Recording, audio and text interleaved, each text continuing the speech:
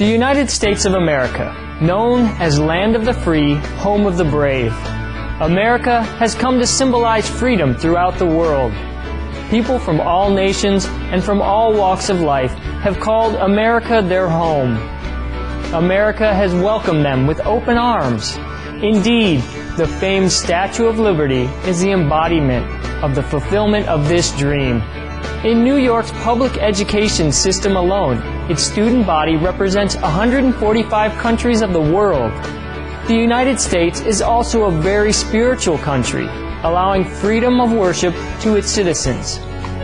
Indeed, religion has traditionally played a large role in American society. Many of the original European colonists came to America for religious reasons. Religion still has a major influence on American politics and culture, more so than in other industrialized nations. We now invite you to listen to the following discussion with Supreme Master Chinghai and our association members entitled How to Live a Simple and Happy Life in New Jersey, USA in June 1992.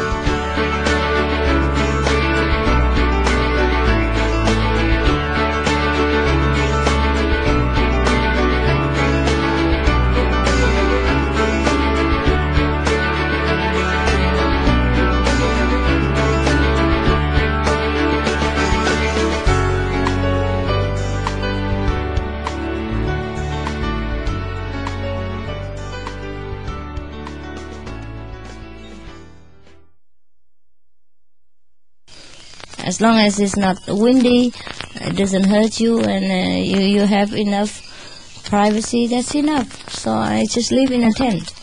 It's easy for me as a master to demand on you, and I can demand you to build a house for me. It's very reasonable, understand, for masters to demand a house, is that right? Or even a wooden house, or some house, or a bathroom for me. You would do it for me, but I don't want to trouble you. Why? I am intelligent, independent, creative. I can look after myself. If I cannot look after myself, how would I look after you and the world? Even one person, personal comfort, cannot look after. How would I boast about looking after you or anyone else? Understand? Right? That's why we should not go and bow to these local ghosts and the spirits of the trees and that, because these are dependent on a higher hierarchy. So now, and then all the monks, I get them the tents, the same big, same height, same width as mine, to have them a little bit comfortable, because they will live there long. If you just come here for a few days, it's okay to have a small tent, because you don't stay there all the day. And but the monks, they live here longer. They should be more comfortable. And now I leave them inside there. Oh, they loved it. They don't want to come back here again. And before they fight for for life here, Here it should be an office only, because it's too noisy. And if they live inside there, everybody walk around all the time, walk on top of the pillow and on top of the head, it's on top of where they lay their head and all that. It's not nice. It's not really diplomatic thing to do. Therefore, I say to them, okay, don't fight with them over the toilet. We go inside there, and I give you each one private toilet, okay? And that's what we do. Each one have one toilet, bathroom free of charge, and plenty full of room. Very easy and simple.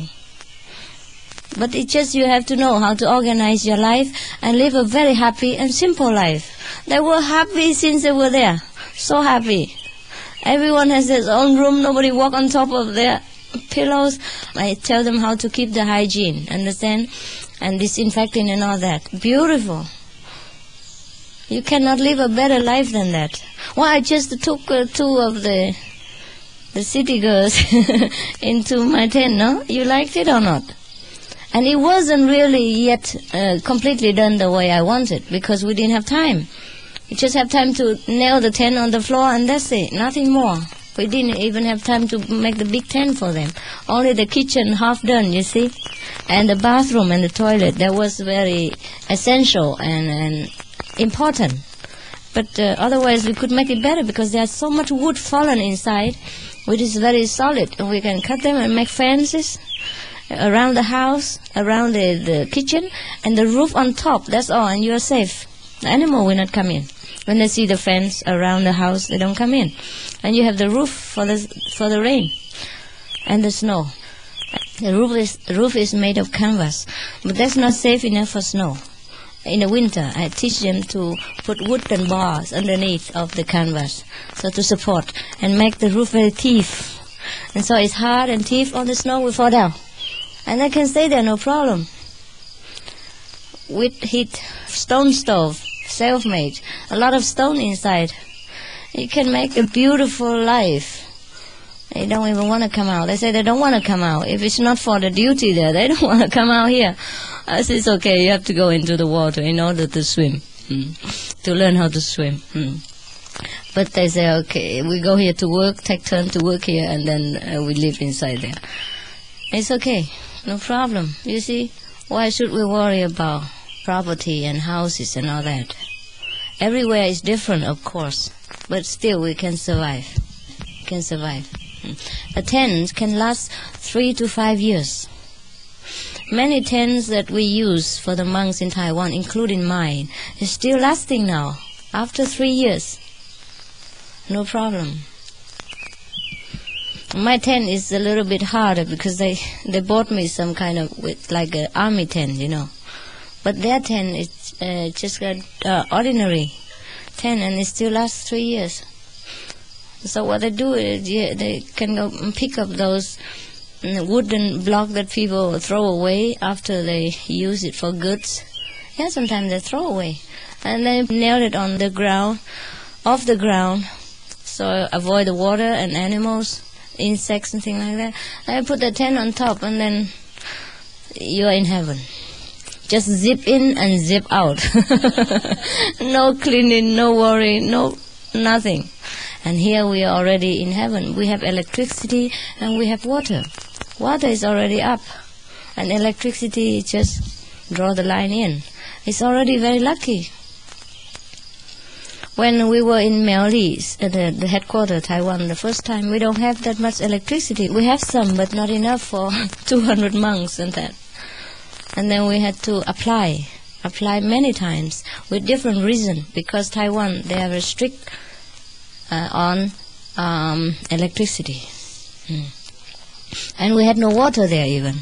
Little small taps for thousands of people. I must be joking. So we had to dig the well and build the water tank. Everything for people's comfort, and our comfort come next. Otherwise we would use all this money to build our house, build our room, you understand? Build beautiful place for us, and build all the beautiful, even at least the office for us to work in. You know, like this is lousy office. You don't have a table for the monks or for me to work sometimes. So anyhow, but we are not uncomfortable with that, because it's not the material that makes us happy. I truly know this all my life. I had riches and I had everything, but I wasn't as happy as I am now. You understand? I know how to live my life without the crowd. It's not that I don't know how. It's just that because you're happy, I'm happy. It's just because you came already, so I just help you and serve you. If you don't come, I wouldn't have bothered. But since you have come, I also would not throw you out. Understand? So I work according to the demand and circumstances, and that's all. And nothing I want and nothing I dislike. You understand? Whatever is there, I try to make the best. So I tell you this, that in order it may help you in your daily life. And check up your living expenses, and don't complain that you don't have enough money. It may be that you spend too much and you don't organize your economical income and outcome. And that's how you're in trouble, you see. We have only to spend what we can. And what we can save, even 1 penny, $1, save it. And that's the money you earn extra. You don't need to go to have an extra job to earn money. You can save it. And that's how you earn. And we have more money to help others people just because I live in this way. You understand? I work in this way, and I understand. I control the economical situation and don't let the economic controls me. That is the secret. And even when I am in a big wealth, I'm not extravagant. I will not waste it or spend it when not necessary. I'm still the way I was. Understand? And the other day I'm still going around the house and thinking how to make more toilet out of that one. And do it ourselves. Because it's fun to do it yourselves. You understand? Also, the money you save, you can help the more needy people. You all came to me and I had nothing. In Taiwan even. And you came to our center.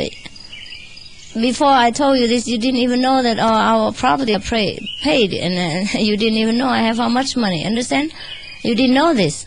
We have only the roof, very great, big one, and the big poles to support that roof, and no walls. See, that's the best way to build a temple. It's very hygienic, air-conditioned, natural, and no noise of open and closing the doors. When you sit about up to 10,000 people inside, even the best air condition is not good enough. You know what it's like when you walk into this room, when people already seated inside, right? When the doors are closed. And even that hall is very tall and very big. But sometimes it has to smell even because too many people, you understand? Always thousands of people, always packed inside and outside. Therefore, if we don't have door and walls, it's the best thing in the world. So in the winter, they just cover themselves from top to bottom with the sleeping bag. So when you come inside, you always see sleeping bag. Covered with it and everything. And in summer, you see only mosquito nest. Each one. They invented everything to suit the circumstances. Oh, when you come inside, you see all kind of things. You know, all kind of hat. Mexico hat, Chinese hat, with the mosquito net cover on top of it. And they sat there just like Kuan Yin Bodhisattva. With all the frame and frill. Beautiful, huh? Anyhow, we had fun. Therefore, you see, we don't need to have a lot to impress people and to live a happy life. I told you all this from my own experiences. How to live a happy life and don't depend on money. Money is the last thing you should depend on. I did not ask for all this fame and wealth. I only asked for God. And God gives me everything when necessary. You understand? Whenever I need something, ideas will come. It naturally comes. That is what we call God's blessing. And always keep your independence and dignity intact. Never ask for anyone's help except you are in desperate situation concerning life and death. And then you would pay back them later, huh? Then it's all right. Better like that. To keep your dignity is more valuable than all the treasure of this world. If you lost it, nothing can buy it for you. Never ever train yourself in this kind of habit of relying on others. We have owned too much to this world and the society already. Understand? Since we were born.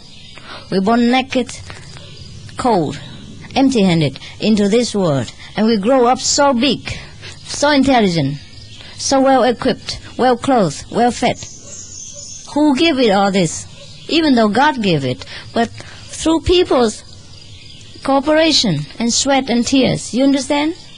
That we have food, that we have shelter, that we have road, that we have airplane, train, cars, every comfort that we have. We earn it, but we own it to the society, to all the hard workers on the road, to all the laborers sweating in the manufactory with a very little income. Even they earn income, but their debt, our gratitude to them, should not be measured by money. You understand what I mean? Therefore, we have to contribute something as much as we can, just to be fair with each other. If everyone just sit there and don't work and rely on others for alms and for charity, what do you think the society will become? Do you think we will have food? Do you think we will have road and clothes and everything else? Understand? All my monks understood this. So they know what struggle is like to be in the society when you have to work and earn the money the ordinary way. You understand? Even though the monks, they work, but it's not under pressure. You understand? They work when they want. And it's not only for the money purpose, it's just for the productive quality from human to human. It's also to keep our mind busy in a noble way and not in a destructive way. That's the purpose of working, you see. Also keep our body and mental equilibrium in order. It is beautiful to work. I only regret sometimes that I'm too busy with you, that I don't have time to work in my creative talent. Sometimes I'm itching to use them. For example, sometimes I'm in the middle of a very busy lecturing schedule. I was so yearning to go to the riverside and paint something, you know. But after I tell myself, okay, later you can do it. But after the inspiration's gone. You understand what I mean? After that moment, it's gone. And I was so busy, I couldn't go right away. Or sometimes I want to write a poem, for example. And then after the busy thing's gone, my inspiration also gone. Or sometimes I want to create something, you know, do some new handicraft or some artwork. And then I was too busy. And then after I have free time, I forgot about it. And I have no inspiration, no desire to do that again. So I'm regretful that I could not sometimes work, not to regret that I have to work, you understand? To work for you like this is also a work, no doubt. But I think that God gifted me with a lot of talent after I get some kind of enlightenment. So I think I want to put them all into use. Not just do one kind of work, like a mental work, lecturing every day. I love cleanliness. I love privacy. It's only because of you I sacrifice everything. I'm a very shy and private person from childhood. All the so-called friends I have is that because they stick to me. They loved me, but not that I seek them. Understand? Everywhere I go, I'm very shy. You don't understand this maybe because you're not always in the public notice. You don't understand the feeling that people need privacy. But if you live in America, you would understand, because American people, they respect privacy and they guard their privacy very dearly. Is that not so? So you should learn this from them.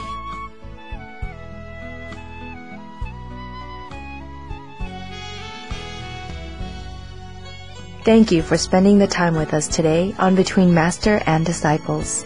Please join us again tomorrow for the conclusion of How to Live a Simple and Happy Life. And now, Twinkle Twinkle Little Starfish, up next on Supreme Master Television, right after Noteworthy News. We wish you a blessed and beautiful day.